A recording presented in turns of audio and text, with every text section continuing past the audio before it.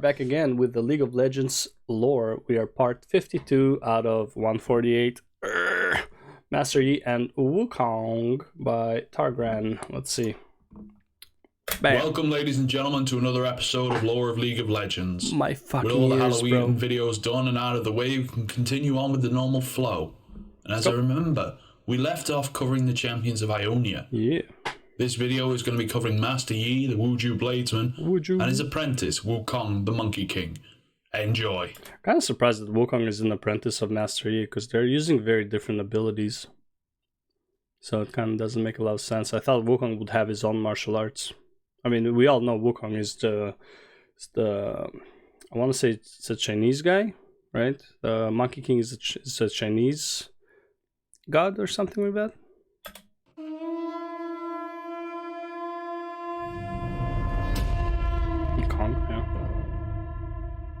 Ionia is a beautiful and tranquil land full of actually, Wuju, Wukong. Okay, so lively forests and landscape untouched by human hands. It is also a haven for those seeking spiritual peace and enlightenment. The many monasteries and schools of enlightenment allow people to seek their own path to a better life. Bro, how can you tell me that Ionia is not out on release? Look at this area. Tell me you do not want to go to this area as soon as possible during your leveling experience or even like as end game. Like, look at this place. It's like the best looking place by far in all of League. Ionians dedicate again, it's subjective, but come on. Their lives to the pursuit of enlightenment and not conflict. That does not, however, render them defenseless. Ancient martial arts are taught in secluded schools hidden from unwanted eyes. Master Yi was one of the very few who had been given the chance to learn the art of Wuju, a martial art founded with the absolute principles of sacrifice and spiritual awareness within yourself and that of your enemy. He's descended from one of the very few Ionian tribes that have been burdened with keeping the secrets of Wuju from those who are not worthy of knowing it. Through years and years of hard training, Yi has become one of the most powerful Wuju Bladesmen.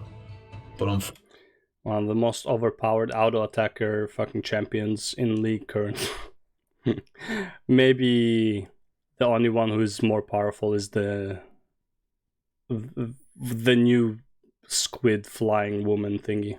Fortunately, one of the very few remaining. When the army of Noxus arrived on the shores of Ionia, everyone able to fight was called to arms. Master Yi was eager to join the defense to fight for his land and bring honor to his family and village. Demolished. His goals were simple. Use every weapon at his disposal to stop the Noxians from destroying Ionia.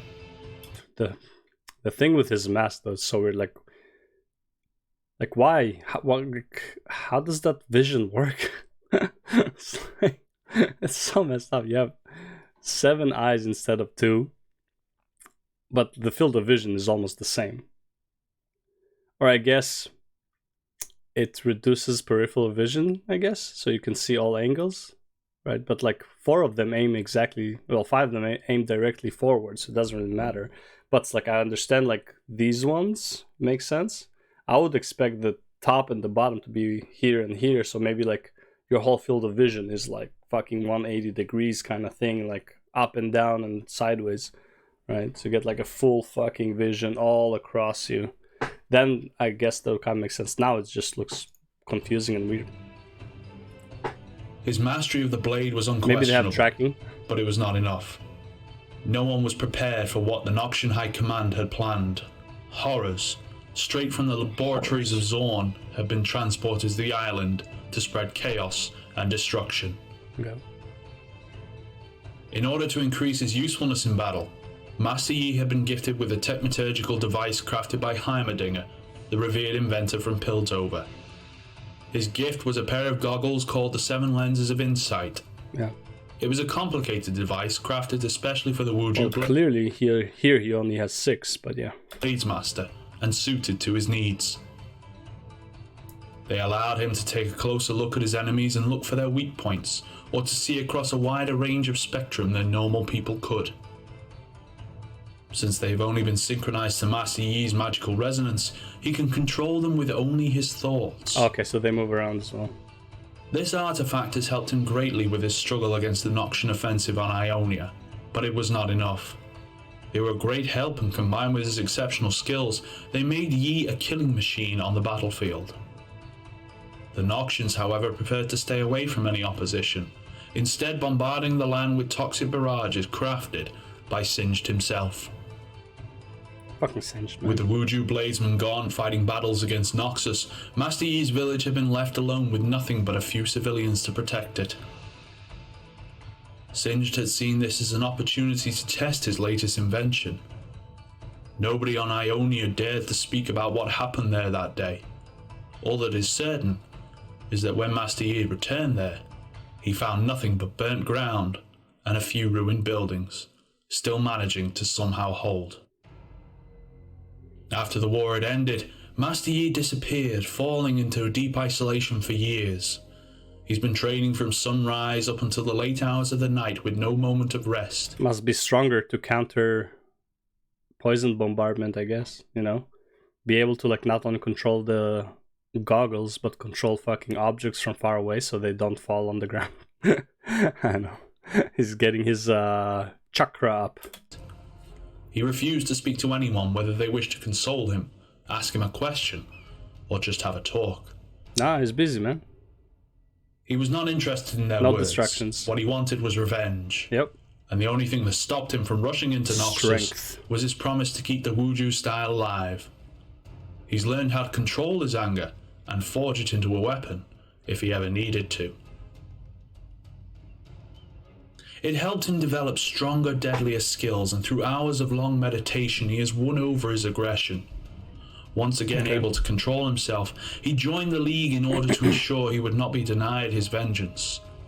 See, this is what I don't get. It's like no one can die in the Institute of War, right? It's like you get resurrected, so it's like you don't really get vengeance because you don't actually kill them.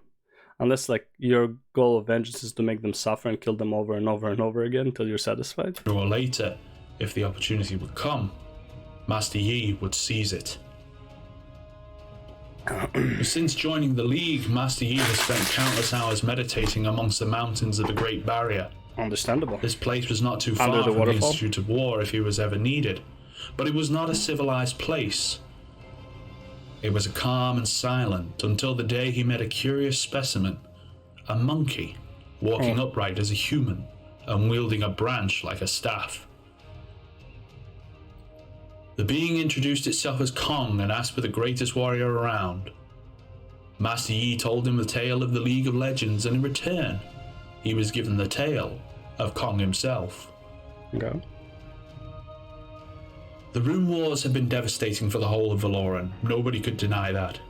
The effects of those events could be felt even in the Plague Jungles, an area far away from any form of civilization. I'm honestly surprised the Wukong is not a ranged champion, as well as like he should be a mix of ranged and melee, or like his reach should be way higher, because you know the story of Wukong, right? And, like I think it's ancient Chinese. Don't quote me on that, but his staff is supposed to extend pretty much to whatever he wants. Right, so I feel like he should have an ability that's like has like massive range, right?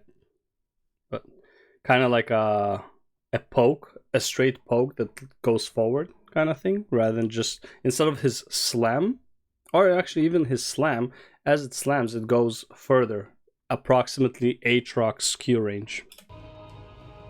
That's when ancient rune stones were lost I feel like within the it jungle. would make sense at least. For centuries, they have been 'Cause affecting right now it's the wildlife of the full forest, marine. granting vitality and slowly affecting their evolution and granting them sentience. One tribe of monkeys have been greatly affected by the rune stone, and as the generations passed, they came to the stone and started worshipping it as a god. Their leader thought it would grant them immortality and power as soon as they managed to harness the power of the stone itself. The leader prepared an elaborate ritual and performed it with great care. When the ritual was over, the stone had been crushed into dust, but monkeys were still just monkeys. It had, however, produced something else. Kong, a young monkey different from those around him. In the plague jungles, you never fight for fun. You're not protected nor provided for. You have to fight for your own survival, fight for food, clean water, everything you might need. Kong, however, wanted something more. Deep inside, he knew he was made for something bigger. He was driven by his hunger for greatness. Okay. He sought every beast that the plague jungles had to offer and It's the difference between like animals and humans, that drive to be more. It's like monkeys, animals overall, just like they're content with their life usually. It's like live, die, whatever. It's like protect your territory. But like, and the reason you protect territory is just for like, security sake, really. But like, yeah, as soon as he became more human, it's like world domination, here I come. defeated them one by one. He couldn't find a challenge he wanted. Even a sea dragon was not enough for the Monkey King, as they soon started calling him. Understandable. Seeking the advice of an old sage, he learned of tribes of hairless monkeys that had bent the world to their will, and soon left to seek them out. Hairless monkeys. That's what At we are. first he felt awkward amongst humans, but he wasn't the weirdest thing you'd seen on Valoran. That's true. He did not understand how the people lived. They built stone hideouts even though there was no danger around them. They preferred to stay... Question is, was there no danger around them and they built it? Or was there danger before, so they built it and then there's no danger? What came first, chicken or egg? I say the egg. Inside, even if the sun was at its peak, and they were constantly hiding something from one another. Kong came to the conclusion it was probably because of lack of fur. He didn't understand why they crafted numerous rules for themselves. You had to know what to do during your dinner, in a court, how to talk to another man. It was pointless. He wondered why they couldn't just go back to the simple elegance of harmony, of nature that Kong had known so well from nights spent upon the burrow of the tallest trees. Because the same reason you want to be more, so did people, right? The whole like food, like eating etiquette and stuff like that. First of all, it was more hygienic, right? But the other thing is, it's like you wanted to be better than other people, so you develop customs to show that you're better, such as food etiquette, such as certain clothing, right? So it's like if you can't afford this clothing, you're not as high of a stature. If you don't have table manners, means you're a boor, a barbaric, a less intellectual person, right? It doesn't really say that. It's like, well, if you know how to use a spoon and a fork and a knife, right? It's like, it doesn't make you actually more intelligent, but it portrays the image that you are. So that's, it's, Wukong, you're an idiot if you don't understand these basic things. But yeah, similar, like how he wants to prove his strength to be more than just a monkey, same as them. Like, you have competition between humans too. Master Yi had listened to the Monkey King's tale, and admiring his passion and dedication, he agreed to teach Kong in his own ways, the Wuju style. In exchange, Kong promised to become the greatest warrior Runeterra had ever seen, using Yi's style. That's why no one played him until the rework. And even after the rework is not as OP. And pass it on when he found a worthy apprentice. To seal their agreement, Kong received a weapon, a staff crafted by young Doran, as well as a new name from his master, Wukong. The training was long and tiresome. He had to start with the basics of living in a civilized society, but soon enough Kong turned out to be quite a promising student with a lot of potential. Guided by Master Yi's everyday lessons, the Monkey King had managed to harness the power of the ancient runestone that he'd been gifted with at birth. It allowed him to greatly increase his skill and taught him how to create simple illusions to fool his enemies. Following his master's guidance, he joined the League of Legends.